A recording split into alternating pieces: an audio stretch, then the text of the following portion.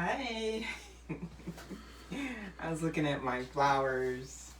They come from a different place, so look at there. This is my mother's favorite, Adrenia.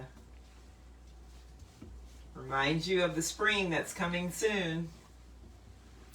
Flowers. Now, they are attention getters. Would you agree? So today's caption says, how are you with getting people's attention? More important, how are you with keeping people's attention? You know, if you're somebody that's trying to get 1 million likes or 1 million followers on Facebook, more power to you. Either you have it or you don't have it. Because people's finger it just doesn't stop. And so even if they get your attention, maybe you have a funny hat on or maybe something, they'll come back. But can you keep their attention? Jesus was the master at attention getting and maintaining people's attention levels. Just incredible. So we're going to talk about that today. I love this passage because it speaks directly to what we're doing. Now, for those of you who've been kind of hanging in there with me, happy anniversary. Do you know that this marks 1 year that I have come to you every other week? And it took us a year to get through the first 3 chapters of the Gospel of Mark. So happy. It's our anniversary. Thank all of you who've hung in there with me for the entire year. For those of you who've come on board a little late, I urge you to go back every other week or go to our YouTube channel, because once we do this live, we actually download the videos or upload the videos to our YouTube channel, Ask Dr. Dallas. And I did a lecture last week at the Missionary Baptist Conference. I was just so excited because this is an older group of men. Talk about getting people's attention. So this is an older group of men, and men or women, it doesn't matter. Older people, it's just kind of hard to get them to do things differently, you know? If they have not been eating apples all their life, they're not going to start eating apples at 60, 65, 70 years old. But what was very interesting is that Dr. Dallas has the ability to keep people's attention, because I'm just like always talking. And we actually had them do some things differently. The president of the conference called me later that evening because after I lectured to them and gave them healthy breakfast cereal samples, which they happened to have loved, they had preaching after me, and then they had a luncheon where they had chicken. And so, but he did tell me, he says, Dr. Dallas, I just wanted to let you know that more than half of the people that were there that came to the seminar actually had a salad before the meal, because I had suggested that if you are going to continue to eat meat and cooked products, then at least try to have something raw ahead of that. Even if it's just a handful of greens with a half of a cucumber and a half a tomato on it, just do that, because it's going to help break down the cooked foods. And it really just kind of helps. So it's kind of like, you know, having your cake and eating it too, or ice cream and cake, whatever. And then he said that a few of the people actually told the server, oh, I need some more vegetables. So it's really good when people are listening and you are not only getting their attention and keeping their attention, but even more importantly, or most important, is that they are actually implementing the information that got their attention. So what we're talking about today is very similar, but also it speaks to the ministry that we've established here. And this is a parable of the sower. And if you've ever even visited a church, if you're not a regular church goer, if you haven't joined the church yet, we are again happy that you come and listen to the gospel from me. But you've probably heard the sower sermon 1 million times. People know some of this, the seed fell here, some of the seed fell there. We're not doing that today.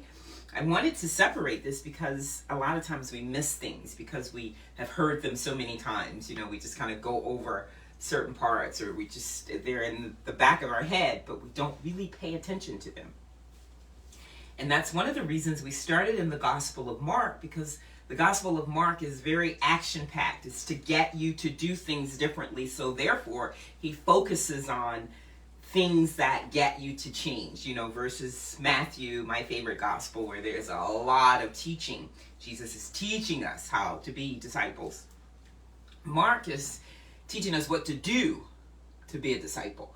And there's a distinct difference, if you're really paying attention, there's a distinct difference between being taught how to be a disciple and being taught to do discipleship. It's two different things. And that's what Mark focuses on.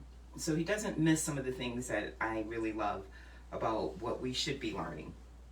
And so in this this particular chapter, we're starting in 4. So this is a part of the parable of the sower, but we're not going to get into that. I'm just going to give you 2 short verses. And I always say that I'm just going to give you 2 short things. We're going to be out of here quick, but this is really short today. And so verses 4, 1, and 2, and then the next time that we meet, I'll reiterate verses 1 and 2, but I'll go down to verse 9, which concludes the parable of the sower. And again he began to teach by the sea, and a great multitude was gathered to him, so that he got into a boat and sat in it on the sea, and the whole multitude was on the land facing the sea. Then he taught them many things by parables, and said to them in his teaching. So that's the end of 2. It doesn't sound like a lot, does it? But it says a lot. It says a lot, and it starts with "and." So you kind of want to go back to the end of chapter 3, where it says, "Here are my mother and my brother, for whoever does the will of God is my mother or my brother, my sister or my mother." And that's important, because now he says, and he began to teach by the sea, because just a moment ago he was saying, who is my mother, my brother, or my sister? The people that are doing the will of God are my mother, my brother, and my sister. You are the ones that are really the closest to me. And he began to teach. And now he's teaching them how you get to be my mother, my brother, or my sister. How you get to be in a place where you are following and being obedient to God. And this is why he came here. This is very, very important to Jesus. And so most important is, how is he going to be able to keep the people's attention long enough for them to learn how to be his brother and his sister and his mother? And so what is he doing? He's doing something different. What are we doing? Someone asked me, what are you doing in the kitchen? And I was saying, because when you're in the kitchen, when people are Zooming on Facebook, that is when they stop. They stop because they see an apple or they see a blender, because we're addicted to food. They stop because they see something different. And so was that the purpose? No, the purpose is because we are holistic and we're just as concerned about your mind and your body as we are your soul. So we believe that they should all be combined, and what better way to do that than in the kitchen, where we can get you listen and then we can get you to participate. Because there's no sense in following and watching and doing these things if you're not going to try some of these things on your own. So I said that this was our year anniversary. We come to you every other week. So at a minimum, there are 26 videos out there, which means there are 26 recipes. And most of them are relatively simple. I say it every week that I would be done with this if I weren't talking during the time that I was preparing it. So most of the things that I am bringing to you typically require 2 or 3 instruments, usually a knife, a spoon, and or a blender, and or a food processor, a cutting board, anywhere between 3 and 12 ingredients. And we're talking anywhere between 5 and 20 minutes. And most ingredients you have around the house, you may not use them like we're using them, or use them together like we're using them, but you have them. And if not, $10 to go to the store and grab them. And so, not being mean, not hitting you over the head, but at this point, you should have at least tried one of the recipes. Someone said to me in church the other day, on Sundays, like, "Oh, Dr. House, I just love watching you on TV. Them salads, it looks so good. The food looks so good." And I was like, "Have you tried any of the food?"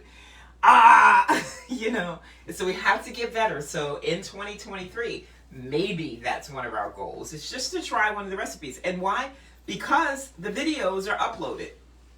They stay on Facebook, but if you go over to the YouTube channel, Ask Dr. Dallas, you can find them, and you might be able to find what you're looking for. Maybe you're looking for a dessert. Maybe you're looking for how to do the salad. But it's there. You can put it up. You can cut, paste, slow it down, stop it, chop up something, continue it. So you have the directions right in front of you. Enough of that. So how do you get people's attention? How do you get people's attention, if you want someone to listen to you, the first thing you have to do is to get their attention. And so the way that Jesus got their attention, first of all, is he was in a boat along the sea. And these people are on the land, but it says the multitude. So you're not just talking about a few people. And so it takes a minute to get a multitude's attention. And the fact of the matter is that he already had their attention because of his behavior leading up into this. So if you want people to listen to you, the first thing you have to do is to get their attention. One of the ways to get their attention is by the way you conduct yourself, is by your behavior. I don't know that you would continue to listen to me if I were standing here looking like I was 3 months pregnant, telling you that you ought to be eating this and this and this if you want your immune system to be well or you want to be well. You know, it's the craziest thing is when I'm at the gym and I see personal trainers, fitness trainers working with people who look like they're 3 months pregnant. And I'm like, is that person paying this person? You know, how are you going to teach me how to get fit when you're not fit? And they'll say a lot of things about their schedule and they're busy or whatever. It's whatever. But by now, Jesus had the people's attention because he was doing the things that he was proclaiming. He was proclaiming how we have to love our neighbor. He was proclaiming how we have to walk with God.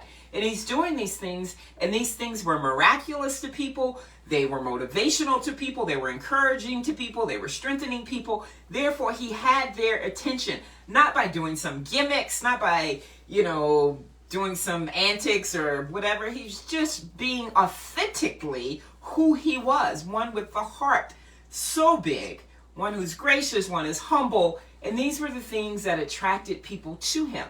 But even then, in his teachings, he's trying to get them to a certain level, to a certain point. So now that he has their attention, how did he maintain their attention? So we talk about storytelling is the best way to get people's attention and keep their attention. If you're preaching a sermon, if you're giving a dissertation, whatever you're doing, if you can put it into a storytelling mode, then you're going to increase the person's interest exponentially. And that is what Jesus did. So he talked in parables. We hear the word parables. I just said the parable of the sower, and we'll talk about the parable of the sower on the next time. But what are parables? Parables, a lot of definitions are out there. Parables are simply things that are parallel to something else. It's a story that parallels another story. More importantly, usually it's an earthly story that parallels a heavenly story. It's a way to look at something in a manner that it does get your attention and it keeps your attention. What's going to keep our attention? Something that we're familiar with? Exactly. And that is what Jesus did. He talked about the parable of the sower. We're going to talk about the parable of the sower next time. Why the parable of the sower to the men that are on the land as Jesus is in the boat on the sea? Because on the lakeside were the hills and the mountains of the farms. This is Palestine. These were farmers. These were growers.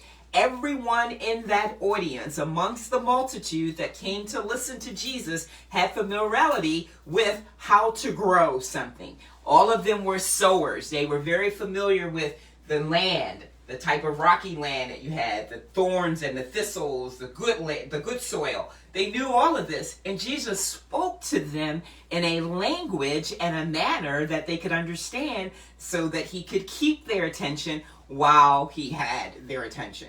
And too many times people want to speak over our heads and it just goes, and it means nothing, do you know? And so when we come, we're bringing you this too so that you can see the apple. A lot of times, sometimes I'll come and the apples are already sliced.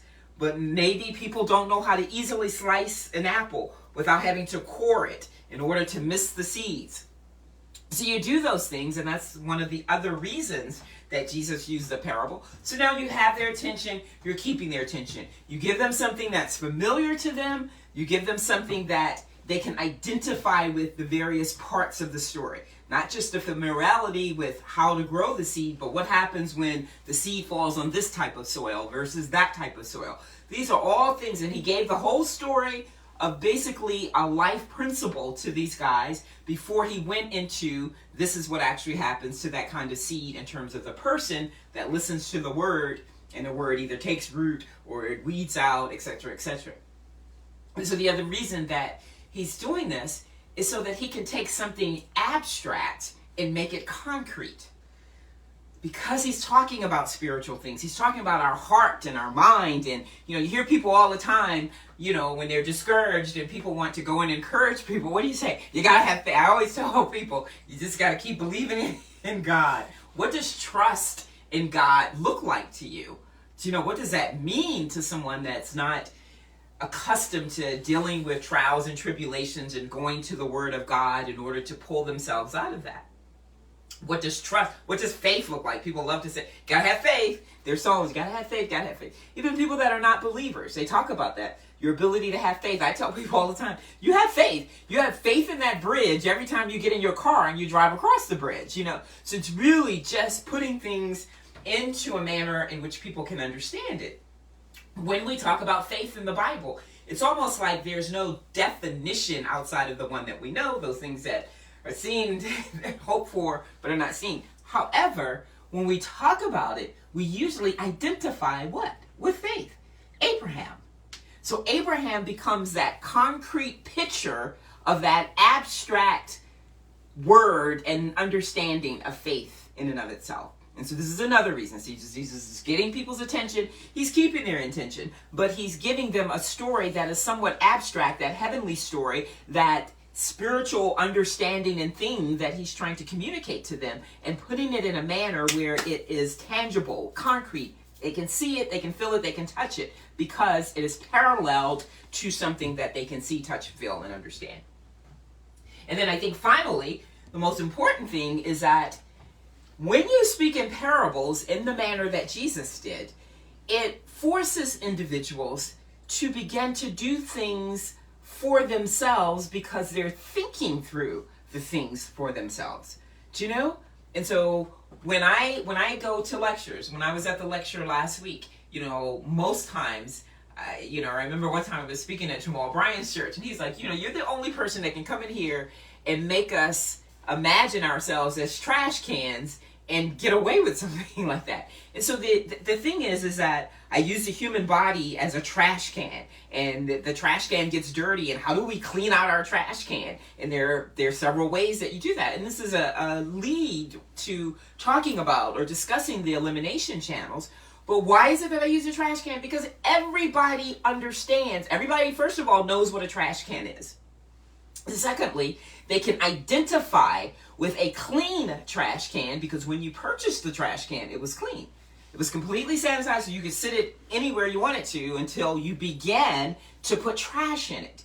And even when you begin to put trash in it, because when we get new things, we're more careful with it, we'll put a trash can liner in it. I'll go figure that out. Why do we really use trash can liners? So that it's easier to clear the trash away and not have to additionally clean the trash can out. Do you understand what I'm saying? But after a while, if we don't have a trash liner, we do what? We put the trash in the trash can instead of leaving it out. And the more times we do that, the less effort we put into finding a trash can liner in the future. And before we know it, that trash can is something that cannot just be easily sat back where it was after you've discarded the trash, because it's dirty. Because now every time you open it, you can smell something. When it had the trash liner in it, you can just like pull the little plastic liner tie thing, and you could really kind of suffocate the smell if you didn't want to put it outside that particular night. And so the human body is like, so you're talking about, see how I got your attention just on that? Why? Because we've all been there. You're thinking right now that you need to empty the trash. You're thinking tomorrow's Friday, trash day. I'm thinking tomorrow's Friday. I got a lot of trash I need to put out. And so you're thinking like that. And so this is what Jesus did. He had the people's attention, but now he's making them think for themselves. You're thinking, I'm thinking, we have trash to put out. Now, what do we have to do to get that trash out? You're thinking, I'm thinking, yeah, you're absolutely right. And when we were using the trash liners, we didn't have to yearly, put as much Clorox or spray, blah, blah, blah, blah. So now we're thinking, you know what? I'm going to go clean that trash, or I'm going to get me a new trash can, and I am going to buy 15 cases of trash can liners so that I don't ever be in a position where I don't have a trash liner, and this new trash can can stay new for a very long time. Ha! See how easy it can be? And that is what Jesus did. So Jesus not only taught in parables to be able to get people's attention, to establish familiarity with something that they already knew to a new subject, but also to make that abstract thinking more concrete. and to make the individual think for themselves so that they would do it for themselves. A lot of times we want to teach people things, and there are certain levels to teaching. So I'm teaching you how to stroke a tennis ball. I'm teaching you. But if you go and get your own ball machine and you go out there and you do it for yourself, after doing that 100 times, you're going to begin to know what went wrong when the ball went to the south when it should have went to the north. And so that's the same thing. It's getting people to the point where they begin to do things for themselves. The more times you hit yourself on the head, the more times you're going to begin to feel it, and you're going to learn how to maneuver around that thing that is making you hit yourself in the head. And so that's that. And so that's good. And so the thing that ties, so I said that I love this for a particular reason, is because it ties it into something. Jesus knew that he had to do something different because he was forced out of the synagogues, but yet the people were still following him. So he knew he had to do something different in order to continue to do what his original plan was. And his original plan was to come and speak to men and proclaim the gospel. So we're doing something different. Why? Because we're in the church. A lot of people in the church are sick. When you are not feeling well, now see, this is another thing, whether you're speaking in parables or you're just speaking facts. When people are not feeling well, where is your focus? It's on your pain. It's as simple as that. And so when you wake up in the morning, and that is such a perfect time to be grateful, to give God gratitude for the fact that you have a bed, that you have some reasonable portion of health and strength, that you can hear, and so you have your senses going on and everything. And let's not, while we're being grateful to him and offering up a prayer of thanksgiving, why don't we pray for some other people? Why don't we pray that, my walk will be closer to the walk of God? No! You're not doing any of that when you're in pain. You wake up in the morning, your back is hurting, your knee is hurting. Your focus is on your pain completely. What do I need to do? How am I going to get out of bed? What can I take downstairs? What's in the cabinet that I can take? The medicine cabinet, blah, blah, blah, blah. Am I going to be able to go to work today? I mean, so much focus, energy, and time is concentrated on it. So we want people to at least start to feel better so that we can recognize who we are, whose we are, begin to show that level of gratitude and thanksgiving so that we can do what Jesus has taught us that the best command is to love thy neighbor as ourselves. You're not trying to help anybody. You're not trying to do anything for anybody when you ain't feeling well. So we are trying to make us feel well. I was just discouraged at how many people we lost during COVID as a matter of fact of the existing conditions. And these are people that are in the church. And not that I needed COVID to help me see that. We saw it going in as we used to teach in the Bible Institute on how to prepare to keep the temple well. And so we just thought that we'd give you some information on a weekly basis so that we could simultaneously encourage your soul while getting your immune system as healthy as possible so that you would want to do these things on that side even more. And so that's what we love about that, is that Jesus recognized that he had to do something different.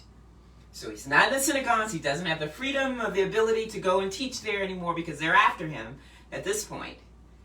But the word still needed to go forth, so he did something different. He decided to make the sea his temple synagogue, his boat the pulpit, and the multitude the congregation, and continue to do what he was sent to do. And so we're doing something different. I hope it's been worth. Some of you seem like you're catching on, so that's a good thing. I hope that's working for you. So I didn't want to get into the parable of the sower. It talks about a lot of different aspects. It can take a minute, and so I didn't want to merge that and then give less emphasis to why he spoke in parables, how we ought to be conscious of the fact that when we're testifying, because we have been commissioned to go out and baptize. So when we're talking to people, when we're trying to not necessarily convince, but just testify of who we are and whose we are and why that ought to be a great place for you to come, is we want to do it in a way that we get their attention. One, because our behavior, we're walking in the purpose and in the way that we want others to come. I can't tell you that you should come and be a Christian and love others if I'm not being loving and patient and kind to others. And so outside of that, then the way that we have that conversation with them is to maintain their attention, to draw their attention to what it is that we're trying to relate to them. And if that's the case, something in your life in and of itself is a testimony. I mean, the goodness of God, I don't have to preach the Bible. I can just tell you what's happening in my life every day, and that should be enough. But do it in a manner that they can identify with that because of what's happening in their life. So in order for you to be able to maintain someone's attention, if you're trying to have that conversation with them, is to at least know something about them. What is it that interests them? What is it that they have familiarity with? And that's a part of the whole gospel, is also listening to others, allowing yourself to be introduced to them and to know, what's going on in their life, and then use that as a part of your testimony, as a part of the information you're trying to relate to them in a manner that you'll keep their attention because you're familiar with where their attention span is. If that makes any sense. I'm going to keep your attention right quick because we have food here. And so I've already washed the apples. So how many of you used to eat applesauce? How many of you have had applesauce before? There are a lot of foods that are out there, and there are a lot of things that we've all had, and there are a lot of things that people have never had. I'm amazed sometimes when I'm doing the salads and how many people have never had an avocado. There are people that have never had radishes. So there are a lot of foods that are out there that are used every day, that are sold in abundance in the stores, and people have never tried them. I don't know that there's anyone listening to me today or in the future that you'll watch this video that has not had applesauce. I just think that we all had applesauce if we all, especially those of us that went to public schools. Applesauce was just, all of us who've been at our grandmother's house, applesauce was just a part of the program. Well, not only did we all have applesauce as children, but as you begin to get old and your teeth tend to hurt a little bit, or your dentures, you don't feel like putting them in or whatever. I find when I was doing my ministry for 13 years at the Washington Home, most of the people love applesauce. Old folks love applesauce. Young folks love applesauce. And us in between that are trying to become old people and maintain some level of vitality, and strength, you should learn to love applesauce. So my dad loves applesauce. And he's like, they only had the sweetened applesauce. I wanted the unsweetened applesauce. And whether it comes in a can or a jar or plastic or whatever, he doesn't care. If it comes from the dollar store or Whole Foods, he doesn't care. So I'm like, Dad, you need to eat some good apples and, some good applesauce, some organic apples. And so I am going to start making your applesauce because he eats applesauce every day. And so the other day, he's like, where's my applesauce? I'm all out. So I figured I'd kill two birds with one stone. And so I love the applesauce. I make it for myself. He doesn't eat it nearly as fast as I do. So here are the apples. Here are the ingredients. So this is the other way that I help keep my dad very well, because he believes that they're just apples in here. Now, lecithin is a fat emulsifier. So any of you struggling with cholesterol issues or anything like that, you definitely need to add lecithin. These are lecithin granules. You can get them from any health food store. You can go online and order them.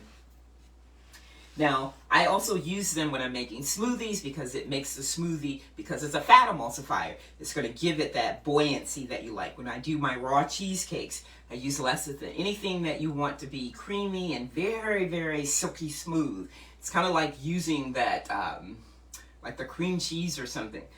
But the health benefits, it has choline in it, which is just great for the brain. It's great for the brain. So people dealing with dementia, Alzheimer's, definitely want to add lecithin. When you look at brain foods, you'll see lecithin. Also, when you look at, I don't know if it's on the vitamin D chart, they have margarine. They have margarine in cereals and sunlight. But lecithin is something you want to use. And so what else do we know about lecithin? It is yellow in appearance, which means what? yellow foods are natural laxatives, and that's exactly what it helps to do. That's another reason that I put it in their form, and it just makes the applesauce really smoothie, silky like. And then, of course, I had, and he knows there's something in there because he knows this tastes way too good to be just some blended up apples. And so it's one of the ways the older community, they're older community, so they're still hooked on prunes for laxatives and, that whole if you're constipated thing. And I'm always telling him, prunes are cool. I eat some prunes occasionally, but they nil in comparison to figs. We've talked about figs a lot. I had some at the ministers' conference when I did the raw cereal the other day. I simply sliced up 1 million of them to put into the cereal. But before I did that, I took it and I passed it around to the gentlemen that were there so they could taste it. Because I'm sure that this is definitely one of those foods that sell in abundance, but a lot of people have never tried it. When I'm dealing with children at programs where we're teaching children how to eat well, I always bring these because they taste just like sugar. And we know that our kids are sugar addicts. And so that's a great way to wean the children off of sugar and adults as well. I brought one for a woman that I met recently. I had a bag that I got, and she just said, I've been eating those figs every day. And so the thing that makes them so great, several things here, if you haven't heard me before. So we have the calamari, which is also called Turkish figs, and we have the black mission figs. So we just talked about the lecithin being a yellow food, and yellow foods are natural laxatives. Now, the black mission fig as well as the Turkish fig, both of these are considered to be yellow foods. Why? Because they're predicated. If you have a food with a seed like this, then it takes on the character of the seed. So you see 1 million yellow seeds that are in here, which is really good too, which means, first of all, when you see that many seeds in any fruit, and this is dried fruit, that means that the fiber, the dietary fiber content is astronomical. Which means what? Which means that that's one of the best things that you can eat, because dietary fiber is critical to having a clean colon, and having a healthy colon, gut health, is critical to being well. And so, but this stuff tastes great. It's just the best snack in the world. And see, tastes just like sugar. Would you like to try these? Have you tried these before? You tried them before. Okay. So we have these, and then even though this is black in color, the mission fig, which is a little tougher than the Turkish fig, you'll see the same thing. 1 million yellow seeds, and equally sweet. Who would have ever thought that you'd be driving down the road and you want a snack, and your snack would be figs, and they are wonderful. And then they're great for your gut. So, being natural laxatives. And then there's something that is said to be in the seed of the fig that parasites don't like, as well as cancer cells. Something about cancer cells that it diminishes them, reduces them in size, or I should probably say it halts their growth. And also the same thing with parasites. So it's something in the oil of the seed of figs that the parasite doesn't like to come near. So if I've got a lot of these in my colon, where we know parasites are running freely for foods that you're consuming that do not come out of the body within a 17-hour period. And we do know that meat and dairy products cannot be digested within 17 hours. So we know if we do those things that we have parasites. So this would be your next best option to continuing to eat like that. Then I put grounded flax seeds. So we've talked about chia seeds, we talked about flax seeds, we talked about sesame seeds. All of them are huge in terms of the medicinal value associated with it, the mineral content, etc., especially your omega-3s, especially for people that are not eating fish, and you're not getting those omega-3s, and you really need them for good joint health. So you take grounded sunflower seeds, the chia seed, flax seeds, unless you soak them in water and you just want to create that like gel-like bulk and drink it like that so that it works as a laxative, that's different. But if you're just doing the whole seeds, they don't have anything to stick through. So they're not really doing anything for your intestinal health. You've got to grind them down to a powder so that the body can assimilate it properly. And so I use these because, I mean, they're about the best thing you can do for a laxative. But again, you get that excellent omega-3 help. So predominantly, that's all we're using. So all of these are optional. The grounded flax seeds, the Turkish figs, black mission figs, even the lecithins. You don't have to use any of that. You just need to put your apples, slice them up where you're going to quarter them so that you miss the core, because we don't want the seeds in there. And then depending on what type of blender you have, I have a very powerful blender. I love the Blendtec. Not just because it's powerful, but because of the blades that are here. So the blades, unlike your Vitamix, it's very, very powerful. The way this blade is made, so I can roll my finger around in there and not get cut.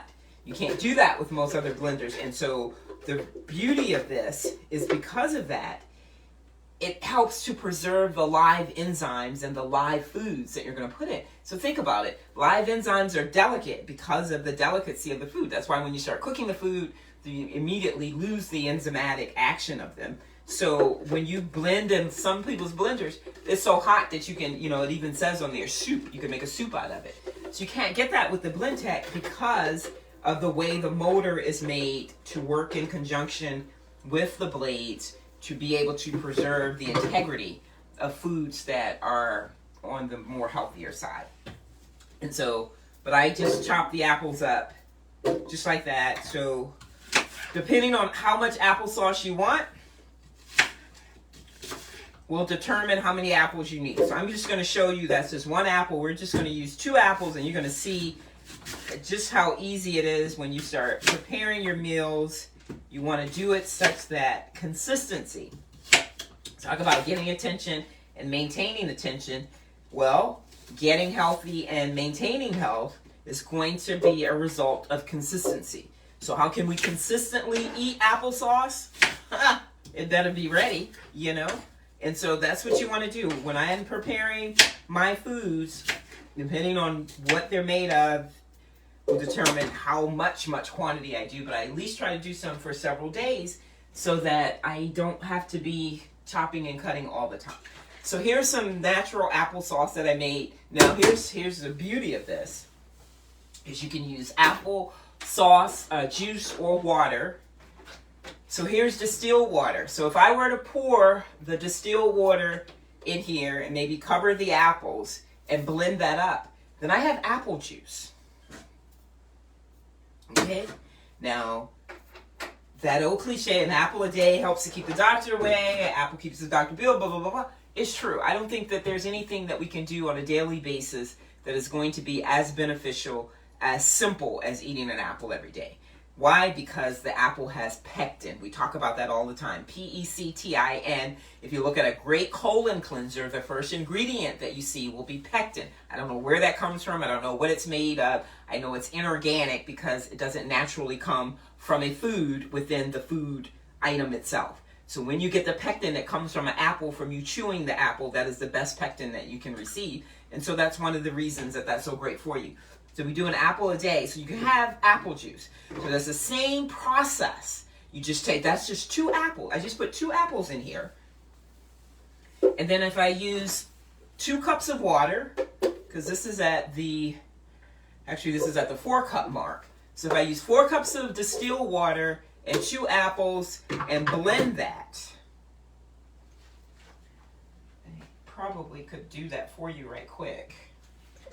But you get that. So you just put some water in there with it and you blend it up, and then you have, we're going to do that just because it helps you to think. I just talked about, showing and whatever. So I'm going to do that right quick because some people don't get it. We used to provide juices, raw juices for people to come and purchase, and we stopped. So here's how we used to do the apple juice. Chop up the apples. And why are we using a blender? First of all, it has a soft blade, but that means that everything that you saw me cut is going to go into my body. Unlike when you juice,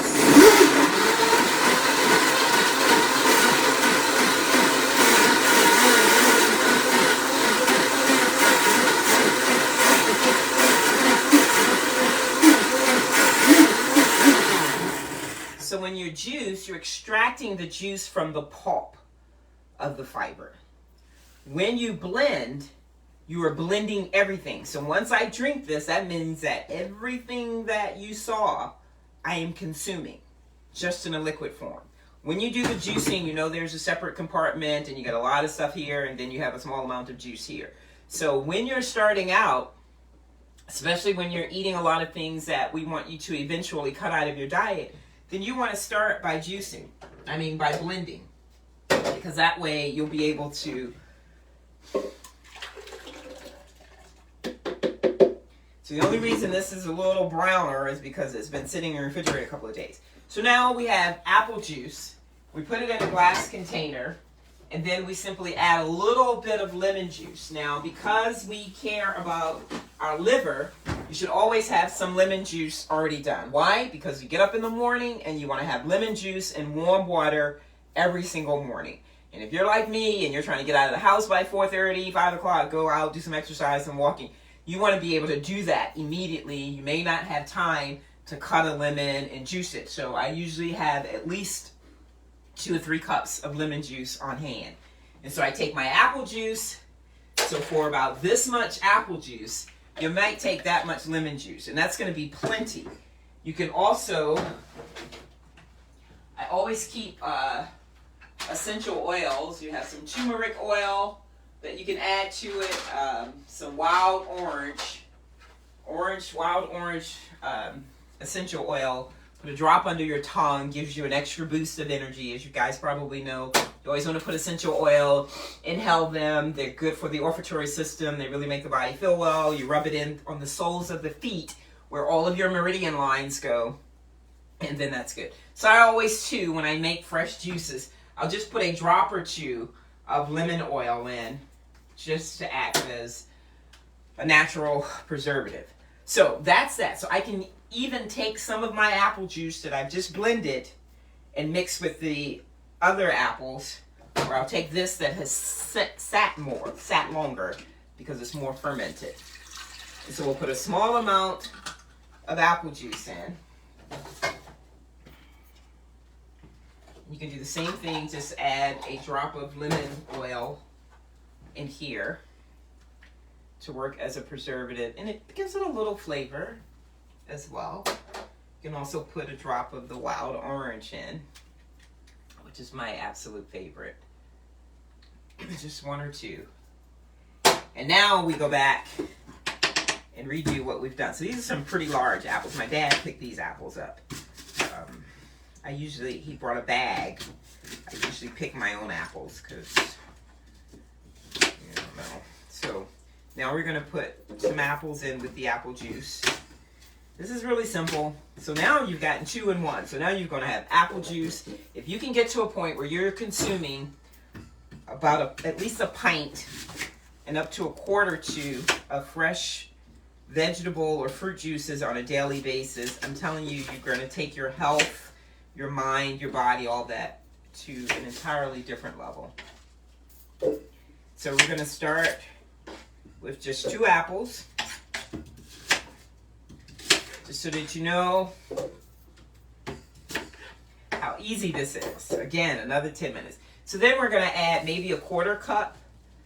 I usually add as much less than as I have. Then we're going to add another 1/4 cup or so of the grounded flax seeds. And then we'll have to just pull the figs come with a little tip to them, so that when you're eating them, you just kind of eat around the tip and then discard it. Like I said, the juicer is pretty powerful, so I don't have to really cut these up. They're pretty soft. Now, let me tell you something. You see how soft this thing is? That's going to tell you about the quality of the food that you're getting in terms of the manufacturer, the packager. So when the figs pull apart that easily, the dried figs, that's a pretty decent brand. Because you'll find some figs that you do have to cut them with a knife. You can't just pull them apart like this. And that means that they've been dried a little too long. Because you have to be careful with dried fruit anyway, because it's a fruit that's been removed and pretty much dehydrated. So the good thing about fruit as vegetables is that you're getting a certain amount of natural liquid. So when you do dried fruit, and see these are good, black mission figs are very soft. Same thing, just pull the thing off. I'm telling you, try it. Go to some stores, you're going to have to cut the tip off because the thing is so hard. And in that case especially, you want to soak them. Now if you're just eating one or two, you drink some fruit juice ahead of time. So these don't have to be soaked to become rehydrated because I'm blending them in a liquid. And so after it's all said and done, it's going to be just fine. So that might be a few too many figs. I may have to add some apples after I'm done. And then, as always, I love just a little cinnamon. I'm just putting just a little in here because my dad will be like, that doesn't taste like apples. Just adding a little. We're going to have to add more water, but we just kind of want to get it turning first. Not water, but more juice.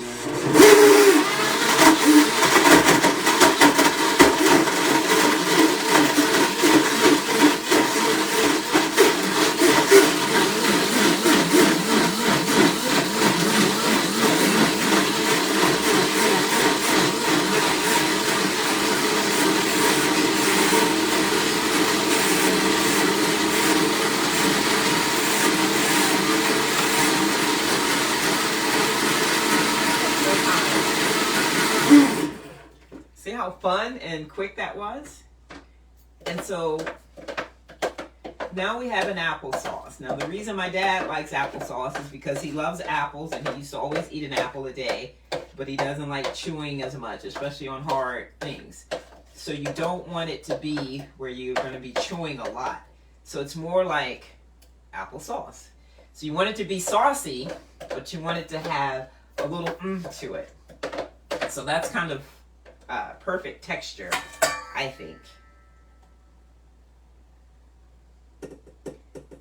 And so I'll put them in some glass containers and I'll take them over to him. So in less than 10-15 minutes, we've got enough applesauce to last us a week. We've got enough apple juice to last us 2 days if you're just starting out to drinking apple juice. And again, you want to, I drink the wild cherry and the beet turmeric juice all the time. So I hold on to the glass containers because that's the best way to store fresh fruits and vegetable juices. It's in a glass container, put it in the refrigerator, add a drop or so of the lemon oil. Now I wanted to show you something really quick and then we will be dismissed for the day. So one of my favorite breakfasts, one of them, I love to do all kinds of things, is I love a lot of fresh fruit. But I also love carrots. So I try to drink carrot and celery juice every day. So I usually have carrot pulp left because I'll run the carrots through my slow juicer here, the Joku. And so just you save a lot because if I run it through the juicer, you'll have a whole lot. Now I don't ever do carrots in the blender. So that's the one thing that I use my juicer for, are the celery and beets and carrots. And so you take the carrot pulp. I'll usually take a bowl and then I'll take 2 or 3 ripe bananas. And I use the little red bananas, so they're not, if you're using the big yellow bananas, you're probably going to have to use more. So this for me is a very ripe banana. It looks like it's bad, but it was getting ready to go maybe a day too much, so I actually stuck them in a refrigerator so I can use them in the morning. But you'll see that it's perfect. This is a perfect banana in terms of the state of ripeness. So it's like more than 35%, I always tell you, of discoloration on the peel that you want to do. Don't ever want to eat yellow bananas with the green tips on them. They're unripe and they're just a sugar mess in your stomach. And so these are almost like laxatives, and they're just, you get the other minerals and nutrients from it easily. So I'll usually slice a banana and put it into a container, and then I'll actually take 2 to 4 tablespoons of carrot pulp and put over the 2 sliced bananas. I don't usually mix fruits and vegetables, but that's kind of like a perfect combination that does your stomach very well. So I'll take the sliced bananas, a little bit of carrot pulp, and then I am always soaking nuts. So I'll have soaked almonds and soaked walnuts. I'll put a handful or so of those on there. Then I'll take a couple of dates. Dates have a lot of minerals in it, and they're also extremely sweet. I'll chop up 2 or 3, 4 dates, throw that in, and then I will pour this mixture on top. I'll add another tablespoon of grounded flax seeds, a tablespoon or 2 of grounded sesame seeds, a tablespoon or 2 of grounded steel cut oats, and just put that all in there. So it's more like an oatmeal that's been prepared in terms of its texture and the appearance. But what it does for me, if I'm training, I usually go out and walk, try to get at least 5-6 miles of walking in. I'll go to the gym. I'll hit some balls, some tennis balls on the wall at the racquetball court in the wintertime. So I may be working out a bit, and I'm doing other stuff mentally, during the time that I'm physically training. And so this rebounds me. And so when I have this, I have to do it really early in the morning after I've trained, or else I won't be hungry for my salad by noonday or late afternoon. And I end up eating later and later in the day. But this is what you call sustainable eating. This not only just holds you in terms of your appetite, but you can feel the matter coming through your body the way that it's supposed to. So when I was talking to the guys the other day about, the elimination channels, the colon, what does our fecal matter supposed to look like? It's supposed to be like lightly tilled soil. And when you flush the toilet, it should just disintegrate, but you should have ropes of stool because of the size and the length of the colon. And that's when you know that your colon is very healthy. And you want to get to that point where you just start, because that's what gut health is really all about. And these types of foods are excellent. You're talking grounded flax seeds combined with figs and lecithin. Just like, Roto-Rooter, really, for the colon. And so you do that. But here's the thing, is that it doesn't taste like psyllium husk, which is what people tell you when you're trying to get healthy. Who wants to taste? Psyllium husk tastes like drywall, if I had to guess what drywall tastes like. But this actually this has such a wonderful taste to it. It is so sweet and just, it's so smooth, And so it's kind of like a dessert. So in the evening, you're feeling like you want something sweet, or you want a dessert and you want to stay well and, enjoy. Your other friends are having cake and ice cream. I can tell you can take a couple of bananas. You can take the bananas, throw some nuts in there, pour this over it, and it's kind of like, the Sunday whatever. I mean, it's just wonderful. I mean, there are a lot of other things you can do. I usually throw some blueberries in there, some fresh berries if I have some. Putting all that in. So you're talk about killing 2 birds with 1 stone. You're having a variety of fruits, which we should try to have 6 to 7 servings a day. You're doing all the other good stuff in terms of minerals and vitamins. It just doesn't get any better than this. And all with what? A knife and a blender. I mean, it's just ridiculous that we're not more well. So I hope that's been helpful. My video guy is kind of getting fidgety over there. So I think maybe I'm just like, I hope I'm putting anybody to sleep. I hope I have been able to help you the way Jesus has perfected the storytelling, get people's attention, keep their attention, let something abstract become concrete, and most importantly, allow them to think for themselves so that they want to do for themselves. So I am hoping that somebody out there is saying, I'm going to make me some applesauce tonight and see that stomach go down in 2 days, okay? All right, so I hope that's been helpful. But most importantly, always remember that we have to do what it takes to get people to listen to what we have to say about God. And Jesus did that, and he did it in a way that was not offensive. He did it in a way that wasn't beating anybody over the head, but he did it in a way that they could receive it, that they enjoyed it, and most importantly, they implemented it into their lifestyles. See you in 2 weeks.